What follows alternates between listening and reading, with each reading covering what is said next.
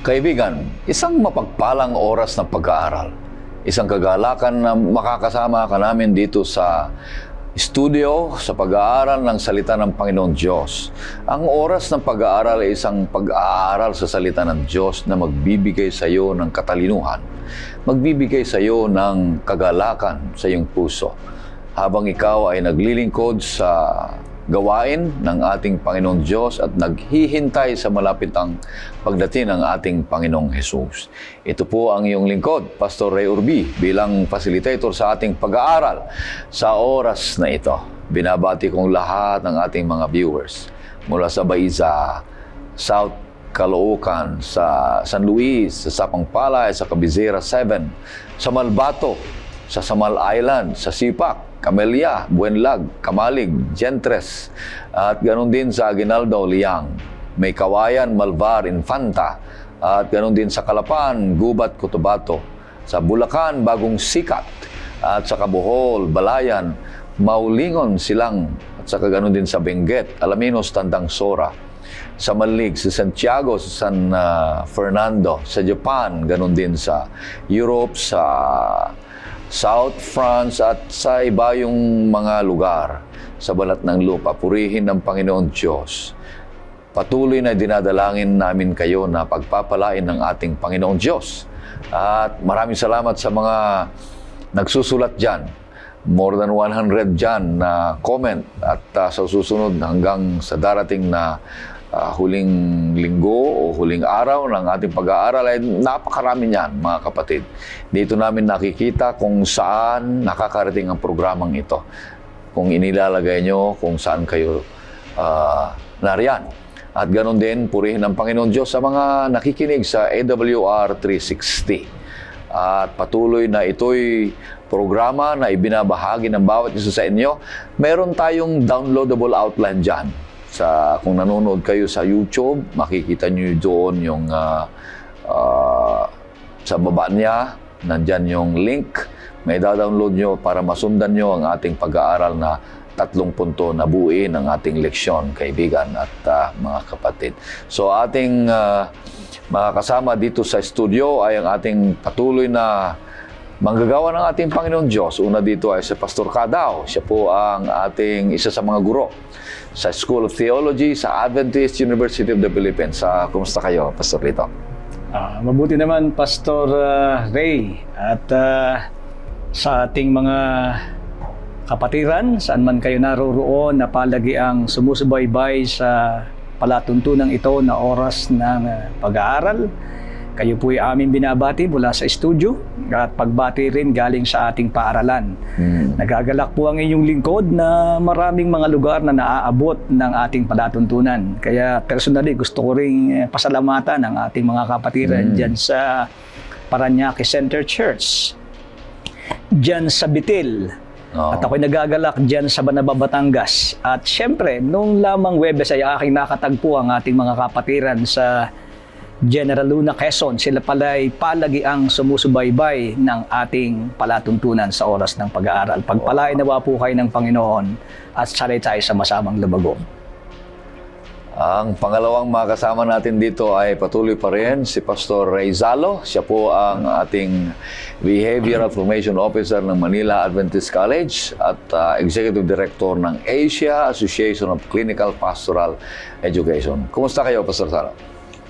Okay naman, Pastor Orbe, at maraming salamat sa ating mga subaybay at sana ating pag-aral sa mga oras na ito ay isang maging mabunga para sa atin.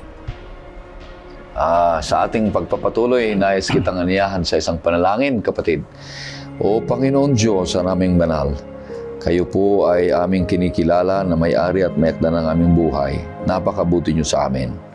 Pagpatuloy niyo, Panginoon Diyos, na ipagkaloob ang ministeryo ng Banal na Espiritu upang mapag-isa ang aming isipan at mapaibayo ang aming pananampalataya sa inyo.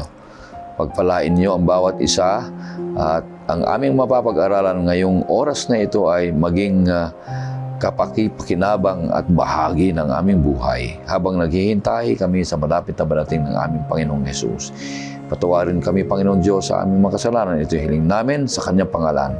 Amen. Amen. Kaya patuloy nating pinapag-aralan ngayong trimestre ang may pamagat na pag-ibig at katarungan ng Diyos dito sa ating lingguhang pinapag-aralan ngayong trimestre.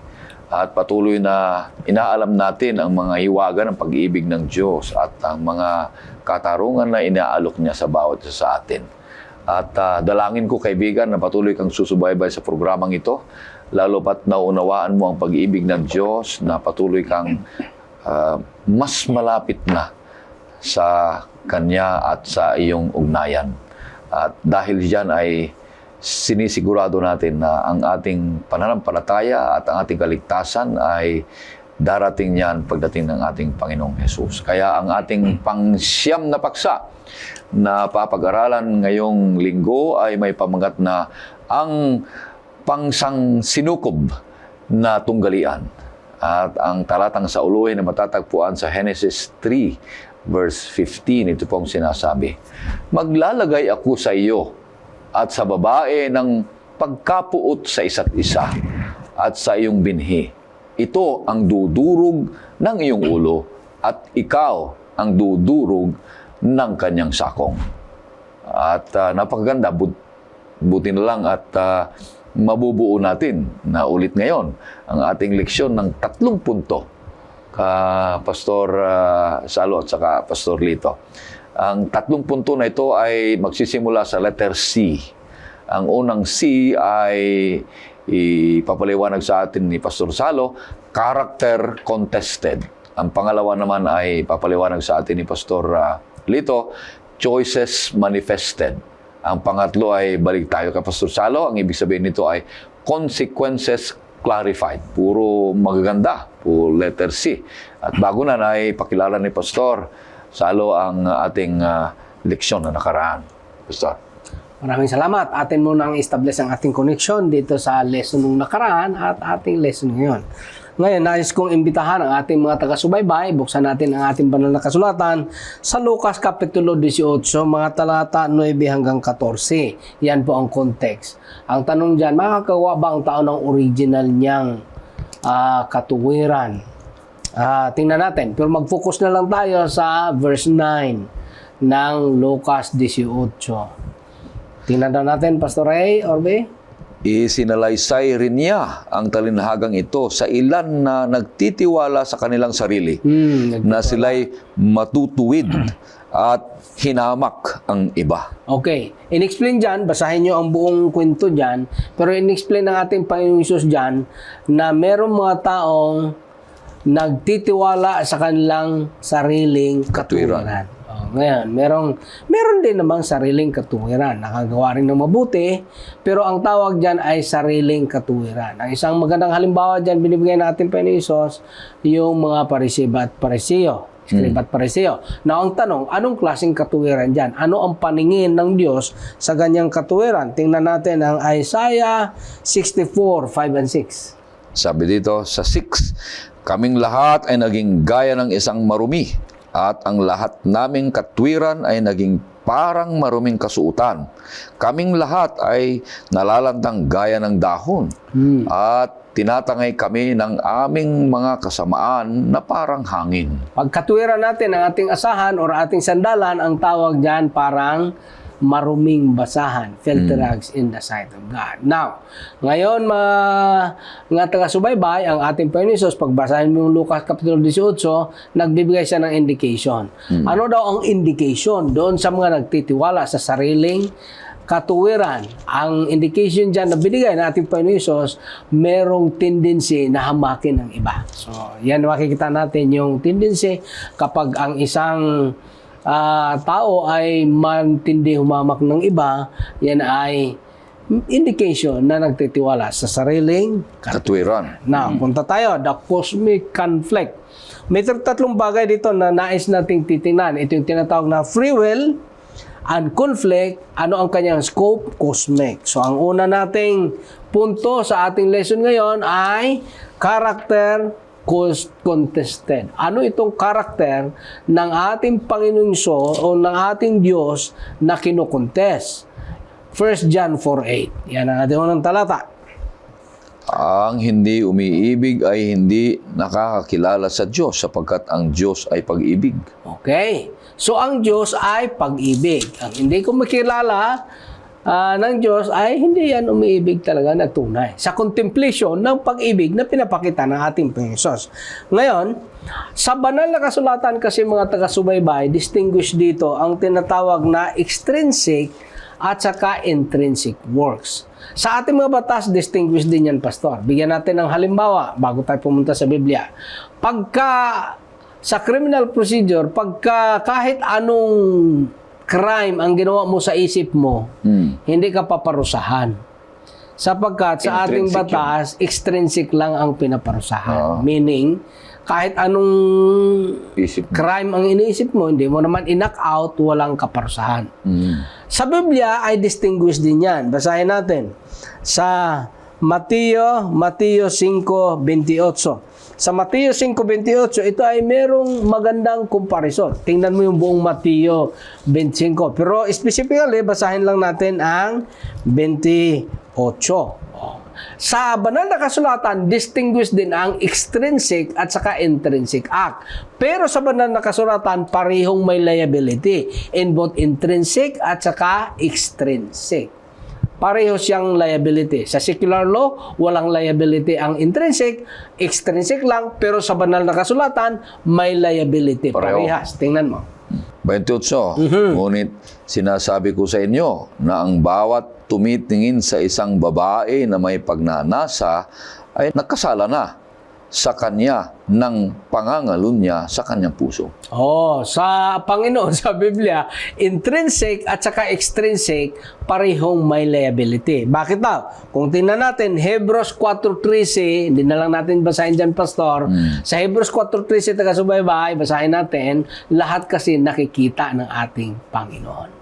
Ngayon, punta tayo. Paano ba ang operation? Paano kinuntes? Makikita natin ang operasyon, punta tayo. Genesis Kapitulo 3, hanggang 1 hanggang 7. Hindi na natin basahin dito isa-isa, pero ipapaliwanag ko lang. Ano ba ang tinatawag pagdating sa crime? Pag sa criminal procedure, ang basihan dyan, Pastor Ray at Pastor Lito, ang tinatawag dyan, beyond reasonable doubt. Para makonvict mo ng tao. Ano bang ibig sabihin ng beyond reasonable doubt? Yun bang ang standard, kailangan i-convict mo siya na ang ordinaryong tao, Na nagkasala. hindi siya magdududa talaga na siya ang gumawa. Kumbinsido kahit sinong ordinaryong tao na ang standard sa mga ebidensya at testimonya, siya talaga ang gumawa, walang kaduda-duda. Beyond doon, makukonvict siya. Now, papaano ba ngayon inilatag ni Satanas? Ang unang inilatag ni Satanas sa krimen ng cosmic conflict doon sa Genesis, nag-insinuate siya ng doubt, duda. Na magkaroon ng reasonable doubt si Eve. Ano ang sabi niya? Sabi niya, totoo ba na sinabi niya na hindi kayo pwedeng kumain? Nag-introduce siya ngayon ng doubt. Ngayon, nung nag-introduce siya ng doubt, pinick up naman ni Eve, may tinatawag doon na intrinsic processes. Ano yung intrinsic processes? Titingnan natin dyan. She looked at the tree. Ang sabi niya, masarap to . Good for food. Pleasant to the eyes. At saka makapagpatalino. Ganun yun eh. Tapos sa conversation nila, nag-introduce ng doubt si Eve. Si serpent or si Lucifer. Dahil nag-introduce siya ng doubt at yung internal processes ni Eve, pinaniwalaan niya yung sinabi. Ang sabi ng Panginoon Sos, mamamatay kayo. Sabi naman ni Satanas, hindi kayo mamamatay. Ang totoo niyan, tinatago niya lang na parang baka ayaw niyang maging kagaya kayo ng Diyos. Ganun yun eh.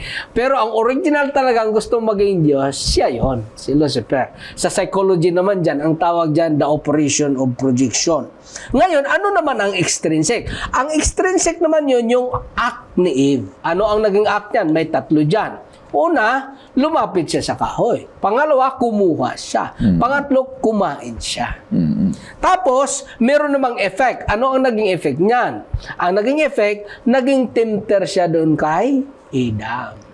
Ganun yun ang operation ng Tinukso kasalanan. niya rin si Adan. Cosmic yan because it's involved the universal conflict. At mahalaga makita natin na itong cosmic conflict na ito ay hindi ito pag-aaway ng dalawang independent power. Bakit? Magkaiba yan.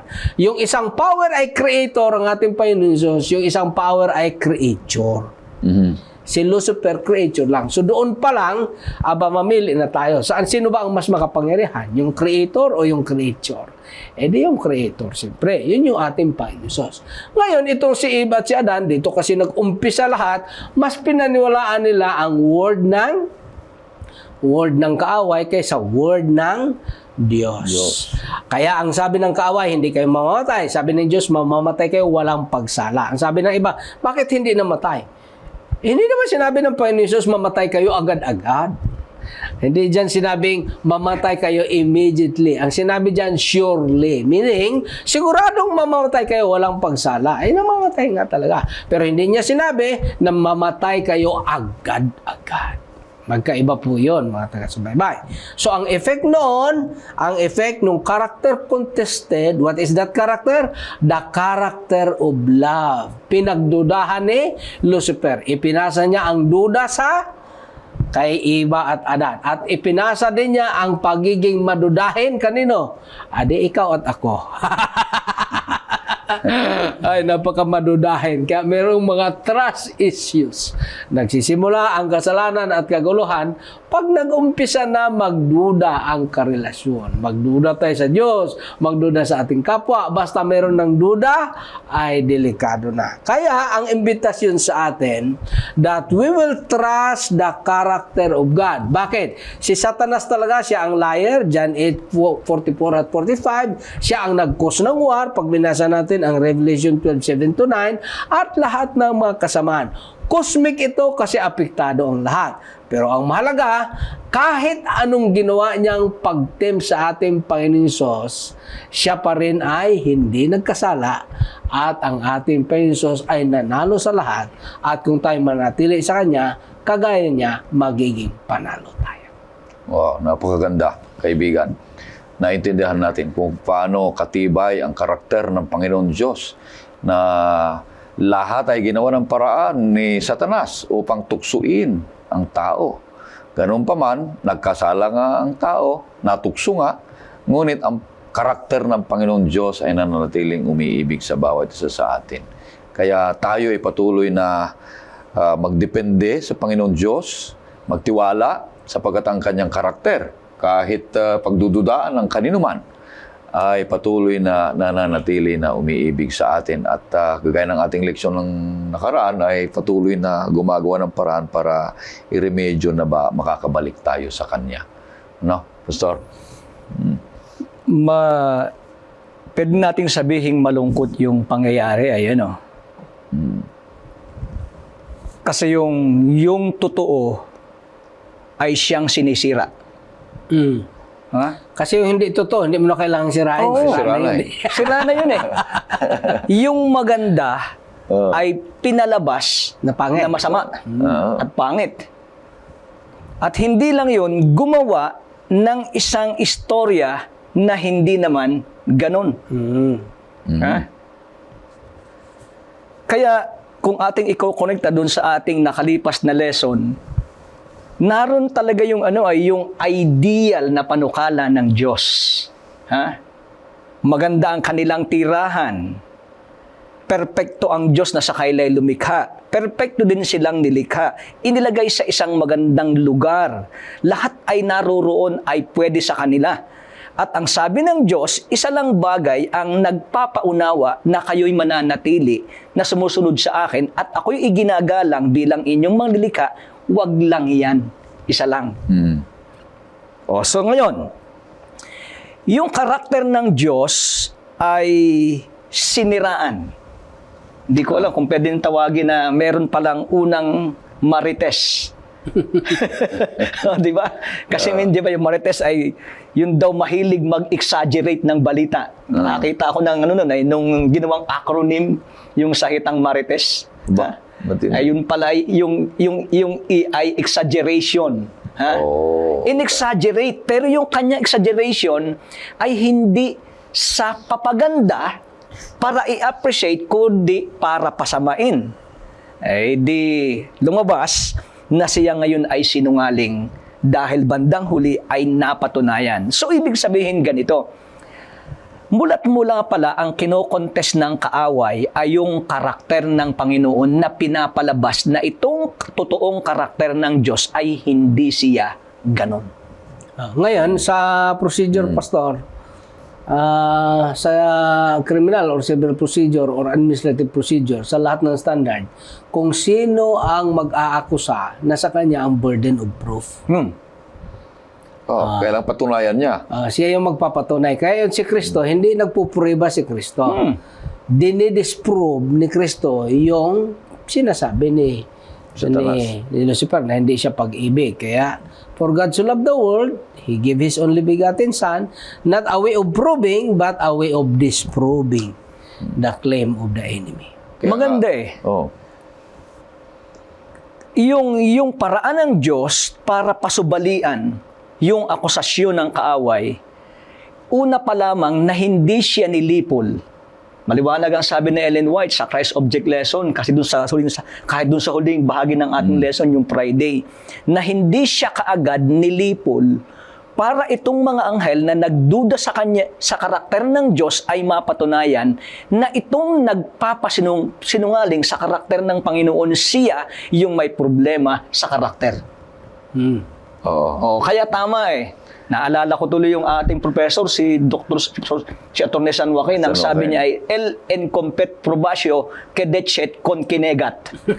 Ayun na yung binabanggit ko kayo na. Ibig sabihin? Yun yung binabanggit ko, Pastor Ray, na ikaw ay nag-aakusa, ikaw ang may burden of proof na para patunayan na yung akusasyon mo ay totoo. Ay ang problema, sa kanyang ginagawang pagsasabing, ito yung akusasyon ko, lumalabas na siya. Mali talaga. Kagaya nung sinabi niya doon na, di ba, sinabi ng Panginoon Diyos, pag kumain ka nito, mamamatay ka. Sabi niya. Ang sabi ni Satanas, pag kumain ka nito, hindi, kundi maging kagaya ng Diyos. Kagaya ka niya. Sinong totoo ngayon? Kung paniwalaan mo ang Diyos na totoo, namatay na nga si Adan at Eva. Wala nang Adan at Eva ngayon. Pero kung patunayan mo ngayon si Satanas ay totoo, ay talagang magpapakita sa iyo yung Adan at Eva at kakausapin ka. Diba? Yun ang pamaraan ng kaaway ngayon. Hindi magpapalabas siya ng mga ibang mga tao, impersonations. Para sa bandang huli, ito nang gagamitin ng kaaway para linlangin ang maraming tao na yung lolo mo, lola mo, kapatid mo, kung sino man ang taong mga gusto mo makausap, ay makakausap mo yan ang at may example dyan ang banal na kasulatan, Pastor Aubrey. Di ba si Saul, desperado na siya kasi hindi na nakikinig siya sa Diyos, kaya wala nang connection. Si Prophet Samuel namatay na. So ang ginawa niya, pumunta siya espiritista. Kunyari, lumabas si Samuel. Pero yun ay demons. Napatunayan natin na ang Panginoon Diyos ay totoo. Ganon din tayo. Pag tayo ay tinutukso, sinisira, kung anong dapat nating gawin na tama, yan ay pagpatuloy natin. Huwag nating sundan o kaya yung mga akusasyon ay paniwalaan nilang tama, mga kapatid. Kaya purihin ang Panginoon Diyos. Papunta na tayo sa pangalawa. Choices manifested sa ating leksyon. Ano ibig sabihin nito, Pastor Lito? Okay, ating i-connect doon sa ating unang punto. Sapagkat yung unang punto ay character contested, doon natin nakita yung ideal will na nasira, kaya nagkaroon ng ideal will. Remedial will. Remedial will. Na ang remedial will ng Panginoon, doon sa nasira na ideal will, ay siya ay magkakatawan tao. Sa kanyang pagkakatawan tao, muling inulit ng kaaway yung ginawa sa halamanan ng Eden. In-extend niya sa pagkakatawan tao ng Panginoon na meron ding iisang layunin. Kaya ang punto, choices manifested. Paano nangyari? Hindi na natin kinakailangang basahin kasi mahaba. Pero yung kwento, mga minamahal nating mga kapatid sa pag-aaral na ito, sa Mateo 4, 1 hanggang 11 ay nagpapakita na ang ginawang pagpili ng Panginoon sa kanyang pagtugon sa mga tukso ng kaaway doon sa ilang ay nagpapahiwatig na dapat ang pagpapasya ay laging nakaugnay sa divine will. Doon nabigo si Adan at si Eva. Oo. Nung sila i-approach ng kaaway, yung kanilang desisyon ng pagtugon sa ahas na si Satanas ay hindi tumugma dun sa kalooban ng Panginoon na alam nila na dapat nilang gawin sa halamanan. Mm. Ayun, pumasok na nga ang kasalanan. Ito na, sinolusyonan. Duda na. Ay nung susolusyonan, itong solusyon gusto uling sirain itong maninira. O kaya ang tawag natin ay siguro'y antagonist. Ayan, kontrabida. No, di ba? Taga-akusan ng mali. Papaanong nangyari? Well, yung pagtukso ay napakaliwanag po niyan. 3 tukso ang nangyari. Ayan. Ang unang tukso, sapagkat nagutom, 40 araw na nag-aayuno, nagugutom, ang unang tukso yan, gagawing tinapay ang bato. Mm. Ito yung aking pinag-iisipan Palagay ko na yan, pastor, kayo parehas pastor ha?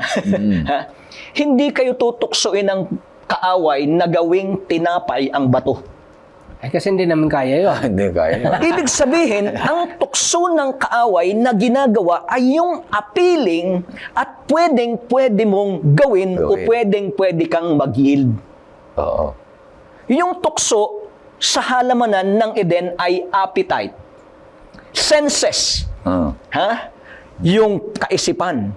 Duda. Kailangang magduda. Yung paningin, maganda. Yung panlasa, masarap. Pag hinawakan, kaiga-igaya. Oo. Ay, delikado yan. Delikado itong mga tuksong ito na ang tinatarget ay yung ating mga senses mula sa isip, sa paningin, sa panlasa, at saka sa paghawak. Ay, delikado, mahirap-hirap yan. Kaya yung mga kaiga-igaya, magandang tingnan, maganda sa panlasa, kahali-halina ay mapanganib. Dahil doon, yun ang unang tukso, gagawin mong tinapay ang bato. Binabasa ko rin yung yung Desire of Ages.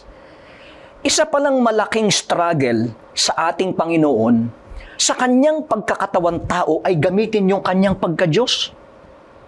O kaya, sino lang ang pwedeng gawin na yung bato'y gawin tinapay? Madali sa kanya yun. O bakit? Kasi pwede niyang gamitin ang kanyang kapangyarihan bilang Diyos, pero hindi niya ginawa. Dahil alam niya na kung gagawin niyang sundin yung appeal ng kaaway, hindi magiging align sa divine will. So, ibig sabihin, yung unang bahagi ng tukso ay lumalabas na pinag-uusapan dito na siya ay tuksohin na gamitin yung kanyang pagka-Diyos. Lumalabas yun, napakaliwanag ng bahagi ngayon. Pangalawa, duwako tayo dun sa pangalawang tukso. Ang pangalawang tukso ay masasabi nating parang compromise. Kasi ang sabi ng kaaway sa kanya, sa kanyang tukso, total, ikaw naman ay anak ng Diyos. Iingatan ka kahit anong mangyari. Kaya subukan mong magpatihulog. Suicide dito pagka ito'y iyong ginawa. At sabi, iingatan ka ng anghel. Ayan. Ay muli, isang bagay uli. Kasi yung aking binanggit kahina, ang tugon sa unang tukso ay align sa divine will. Yung pangalawa, align sa divine will uli. Kasi ang sabi dito, twisting. Na iingatan ka ng anghel. Kaya lang, iingatan ka kung matisod, pero kung ikaw ay nagpakatisod, ay walang pag-iingat doon. Ang maganda nito, sa 3 tukso, dako tayo doon sa pangatlo kasi yung ating oras ay limitado. Yung pangatlong tukso ay, ito na, iyon ang lahat yan. Huwag ka nang magpakahirap. Kasi ang iyong lahin ng pagpunta dito ay tubusin ang tao. Pwede mo lang niyang kunin ulit, mapa sa iyo uli, sa isang napakadaling paraan.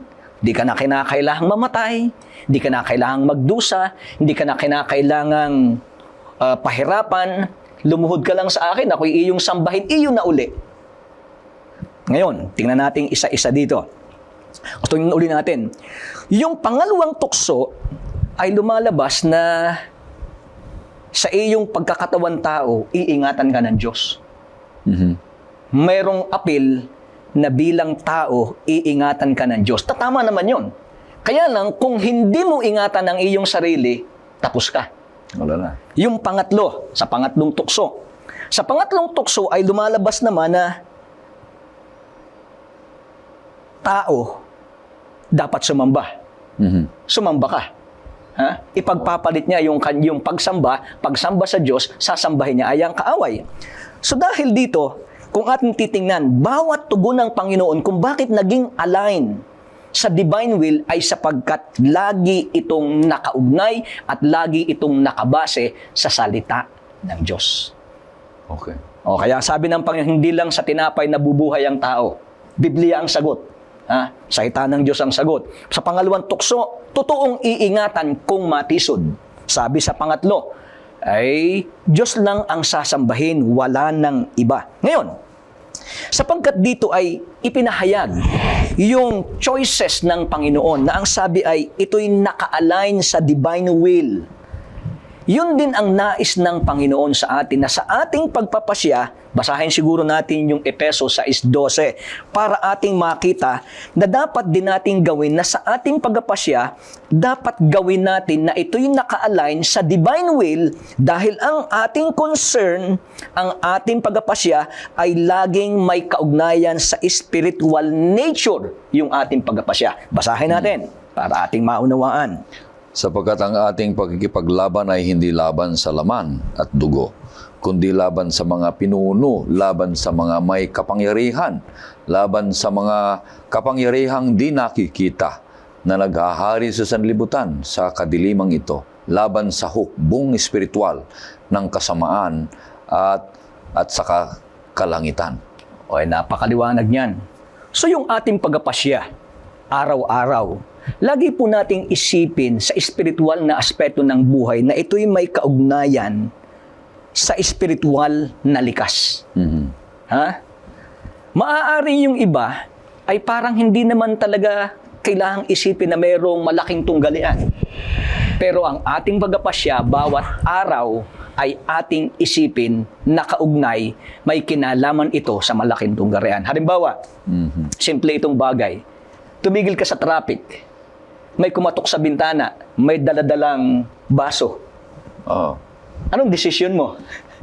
Magbigay ka o hindi? Magbigay ka o hindi? Oo. Ay pag inisip mo, great controversy ito eh.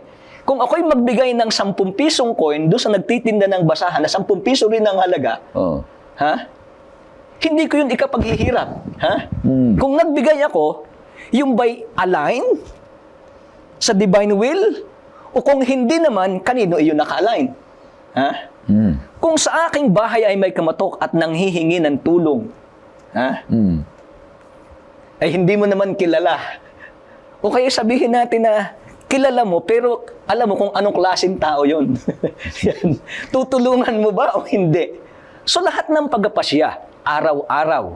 Bagamat yung ilan ay maaaring siguro hindi naman pwedeng iugnay. Pero lagi nating gawin na ang pagpapasya daw ay nakatitiyak tayo na naka-align sa divine will. At pag sinabing divine will, ito'y nakabase sa salita ng Diyos na katulad nung ginawa ni Kristo sa kanyang pagtugon sa mga tukso. Kaya lalo na sa mga tukso, dapat nakatitiyak tayo na ang tugon ayon sa divine will. Purihin ang Panginoon Diyos, kaibigan, maraming salamat. Naipakita natin dito na ang pagpili ay napakahalaga sa buhay ng tao. Kung paano tayo mamili ay gayahin natin ang tukso ni Jesucristo dito sa balat ng lupa na siya ay nagtagumpay. Tinukso siya sa pagkain. Ano ang divine will?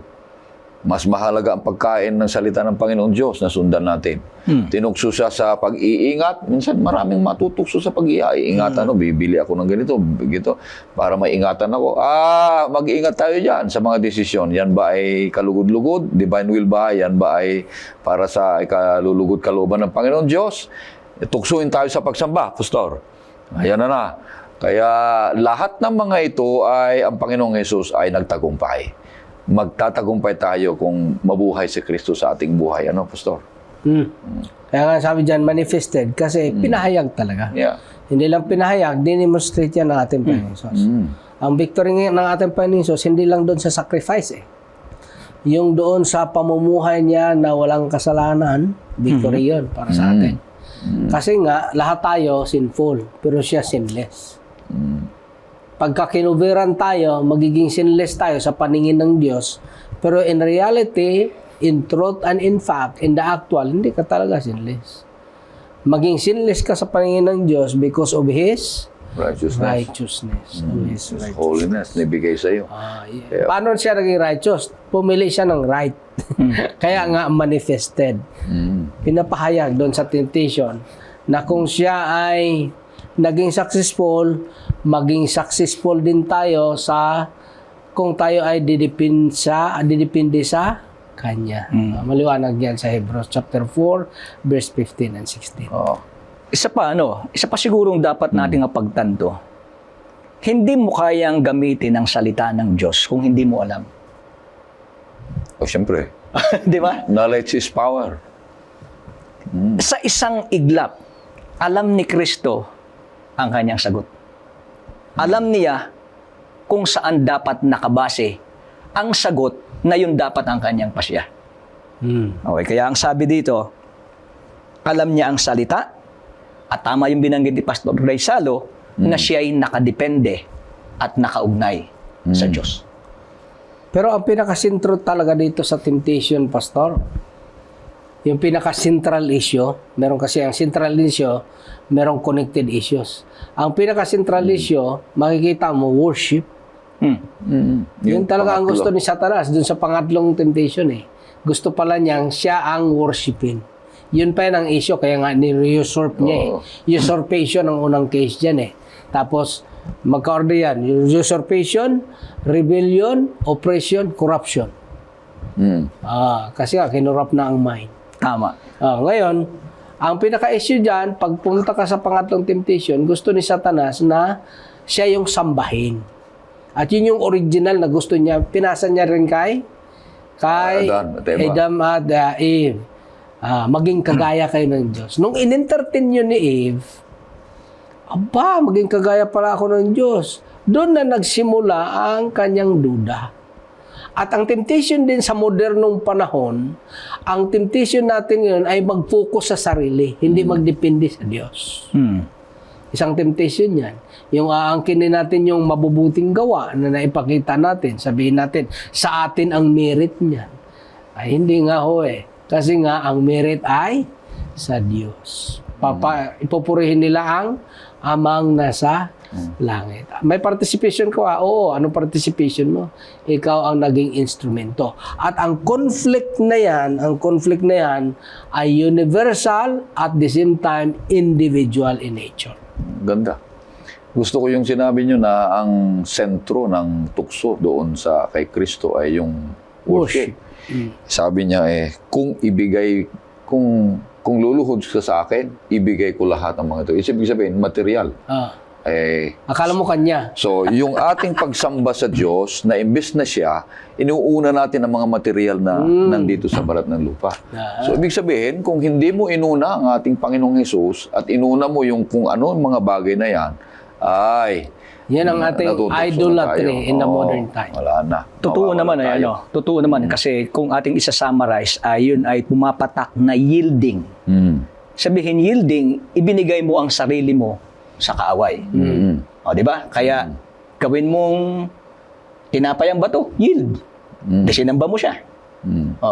Kahit gumawa ka ng palpak, nakatalaga lang basta ang sarili mo sa Panginoon, di mali pa rin, yielding pa rin yun. At yung pangatlo, ay gahon talaga ang kinabagsakan. So, ibig sabihin, balikan natin, dapat lang liwanagin natin na ang ating tugon, pagpapasya, ay laging kaugnay ng divine will, na ito'y ayon sa kanyang salita, samantalang tayo nakadepende sa kanya. Ayan, purihin ang Panginoon Diyos, mag-ingat tayo sa mga pinipili natin araw-araw dahil hanggang buhay tayo. Mayroon tayong desisyon na mamili ng tama o mali kalooban ng ating Panginoon Diyos. Pupunta tayo sa pangatlo. consequences clarified. O yan, Pastor. Ano bang ibig mga sabihin nito? consequences na clarified? Unang Oo. teksto, Genesis 3:15. Basahin natin Genesis 3:15. Clarify ito yung consequence. Merong tinatawag na immediate consequences, meron namang tinatawag na long or ultimate consequences. Dalawa po yan, mga taga-subaybay. Immediate at saka ultimate. Una natin, titingnan natin ano ang clarify. Genesis 3:15. Maglalagay ako sa iyo at sa babae ng pagkapuot sa isa't isa at sa iyong binhi at sa kanyang binhi. Ito ang dudurog ng iyong ulo at ikaw ang dudurog ng kanyang sakong. Ang Genesis 3:15, most of the theologian agree diyan, Pastor, na ito yung unang prophecy ng success ng ating Panginoon Jesus. Ito yung consequences na clarify. Ang ibig sabihin, bagaman nahulog sila sa kasalanan, ito yung ultimate consequence na pinapakita na ng ating Panginoon umpisa pa lang na sa universal or cosmic conflict na ito, alam na kung sino ang sino ang mananalo. Na-clarify na. Alam na, na-clarify na ang consequences na ito, ang mananalo dito, ang ating Panginoon Hesus. Genesis 3:15 pa lang. Bakit? Kung dudurugin ang ulo mo, patay ka talaga. Pero yung isa ay, yung kanyang hell ay kakagatin, ay masakit din yun. May Sakong. effect din yun, yung sakong kakagatin. Pero hindi naman ikakamatay. Meron ba namang mabuhay kung dinurog ang ulo mo? Patay ka talaga. Pero ano naman ang tinatawag na consequences na immediate? Punta tayo, Pastor. Genesis chapter 3 verse 7. Pero basahin niyo po ang Genesis 3:1-7. Pero bunta na lang tayo sa verse 7. At parehong nabuksan ang kanilang mga mata at nalaman nilang sila'y mga hubad. Magkasama silang nagtahi ng mga dahon ng puno ng igos at kanilang ginawang panakip. Ang una dyan, hindi natin mabasa dyan, pero may tinatawag na implied. Ano implied dyan? Bakit sila nagtatabon? Nagtatago. Nagtatago. Kasi ang una dyang effect, meron tinatawag na shame.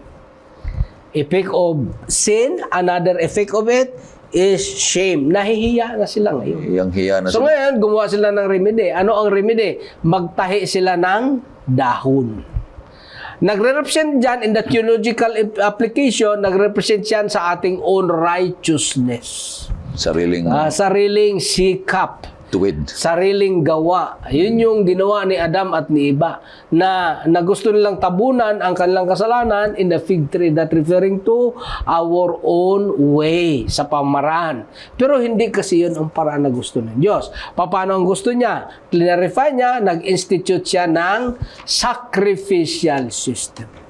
Na nung ating maleksyon, ating unang leksyon, ating ang pinaunawa, na ito'y nakikita sa sanctuary services. Na kinakailangan meron tayong response. Ano pang effect ng sin? Ano pang effect ng sin? Merong war. Di ba? Revelation. Doon sa Revelation 12, makikita natin, titingnan natin 7-9 hanggang 11, makikita natin na nagkaroon ng war. Saan nag-umpisa ang war? Sa langit. Sa langit. Tapos napunta sa lupa. Tapos napunta sa ating mga puso.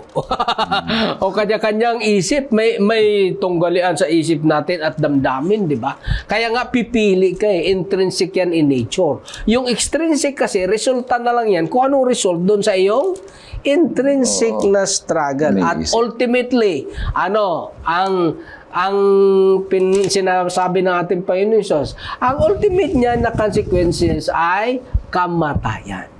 Ang kamatayan dito, mga taga-subaybay na sinasabi, hindi itong kamatayan na maranasan natin ngayon.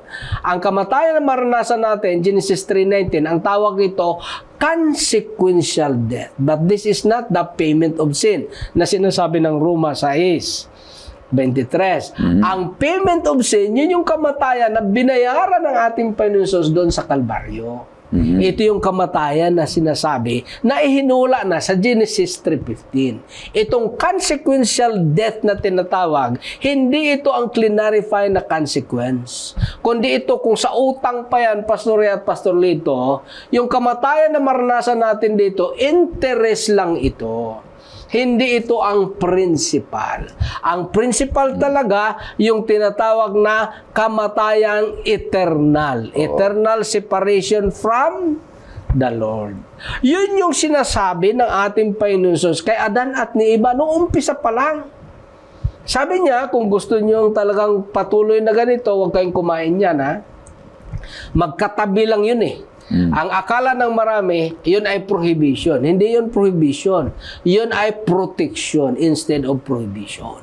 Kaya ang banal na kasulatan, ang mga batas ng ating Panginoon Jesus, hindi talaga yan prohibition. Hindi, Primarily, Hindi protection yan. Kasi alam ng Panginoon na masasaktan ka. Kaya mga kabataan, at kahit hindi na kabataan, yung ating pagpipili ay titingnan ang mga consequences. Baka binubula ka lang dyan sa messenger. Uso pa naman ang love scam.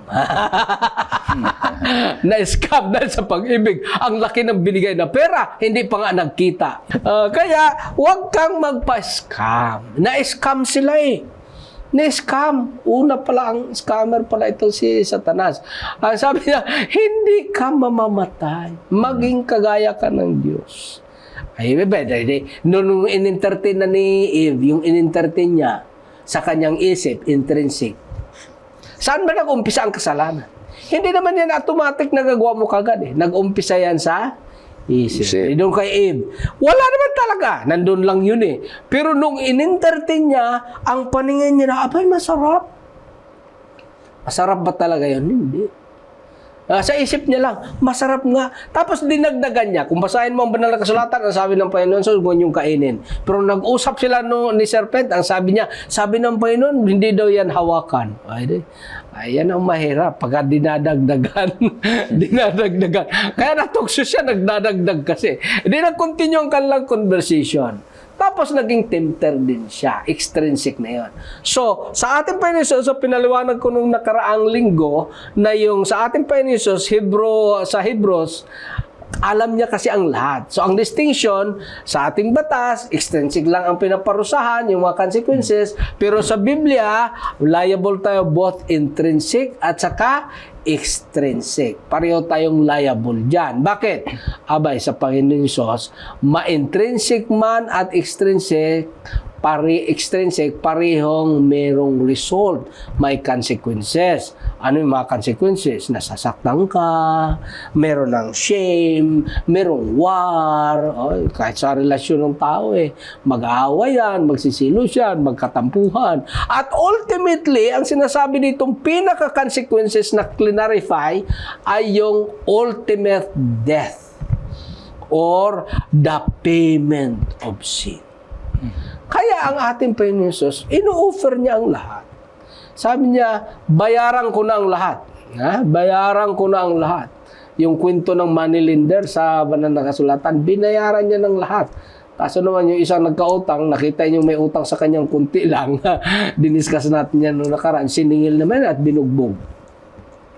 Kaya nga dito mga taga-subaybay, yung cosmic conflict, meron niyang consequences. Ano ang consequences? Ito mga kasakitan natin ngayon, na-experience natin, mga consequences yan. But this is not the ultimate consequence that has been clarified.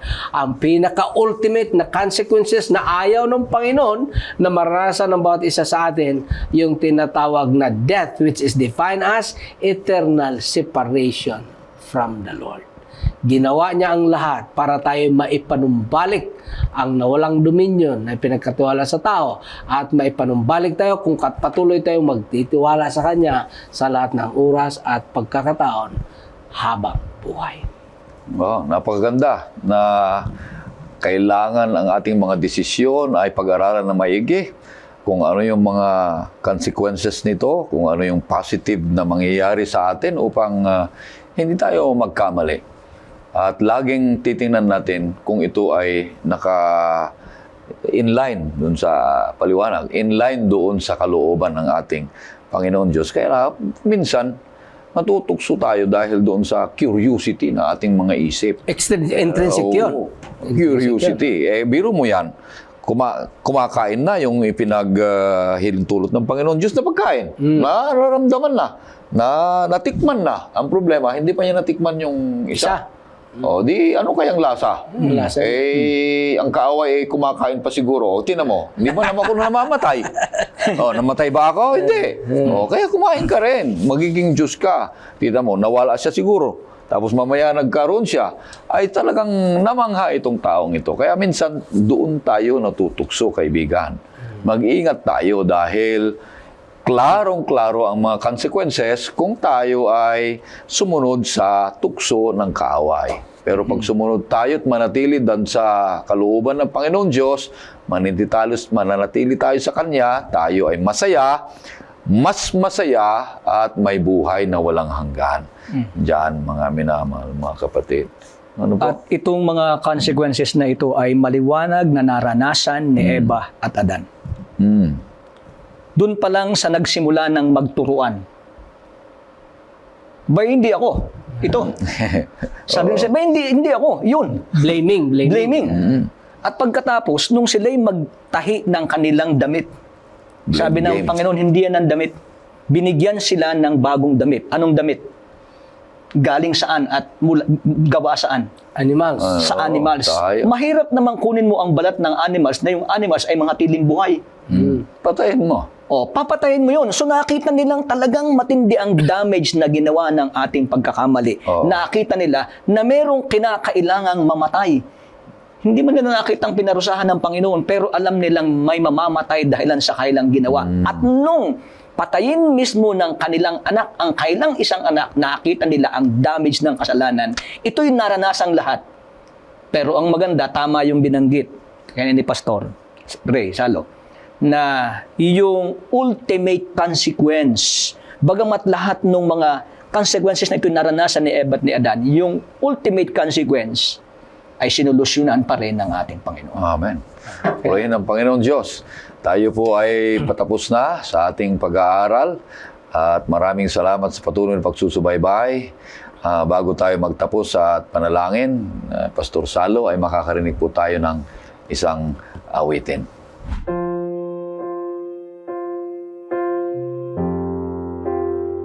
May dalawang kapangyarihan na naglalaban, ang panig ng kabutihan at ang kasamaan. Kapwa sila'y nagnanais, sa kaluluwa'y magtagumpay. Aling kapangyarihan ang nais mong papanigan? Kapag Diyos ang maghahari sa puso't isipan mo, walang puwang ang dyablo sa kanyang panunukso.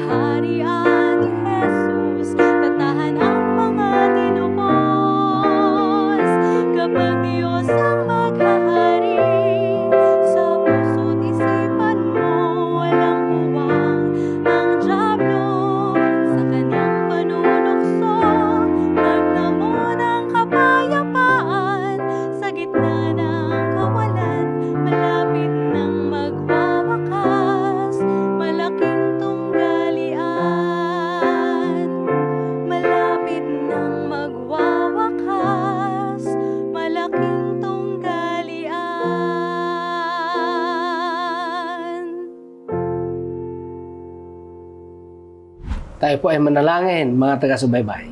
Maraming salamat, Panginoon, sa iyong pagpapaliwanag sa amin na ang cosmic conflict na ito ay hindi lang nakapikto sa amin, nakapikto din sa inyo. Pati sa ibang nilalang sa universo. Pero maraming salamat na bagaman kami nasa gitna ng conflict, nariyan din kayong tumutulong sa amin. At kailangan lang naming manatili sa inyo. Tulungan po kami na sa aming lahat ng pagdedesisyon. I-empower niyo po kami sa pamagitan ng banal na espiritu upang sa ganon ang gawa ng banal na espiritu ay maihahayag sa pamagitan namin. Nawa turuan kaming maging dependent sa inyo, hindi sa aming sarili. At sa lahat ng pagkakataon, kami ay sumusuko sa inyong kagustuhan. Maraming salamat sa banal na kasulatan at sa tutunang ito, na ito sana ay maging totoong oras para sa amin, hindi lang sa pag-aaral, oras sa aming pagdidepende sa inyo. Kung sakali mang kami ay nakapagpalungkot sa inyo, sa kahit anong kaparanan, patawarin niyo po kami. Kung lahat ang dalangin sa pangalang Hesus. Amen. Amen. Kaibigan, mahal ka ng Diyos at patuloy kang susubaybay sa programang ito, Oras ng Pag-aaral. Purihin ang Panginoon Diyos, ganun din sa mga nakikinig sa AWR 360. Patuloy kayong susubaybay at nakikinig dito sa programang Oras ng Pag-aaral. Maraming salamat po.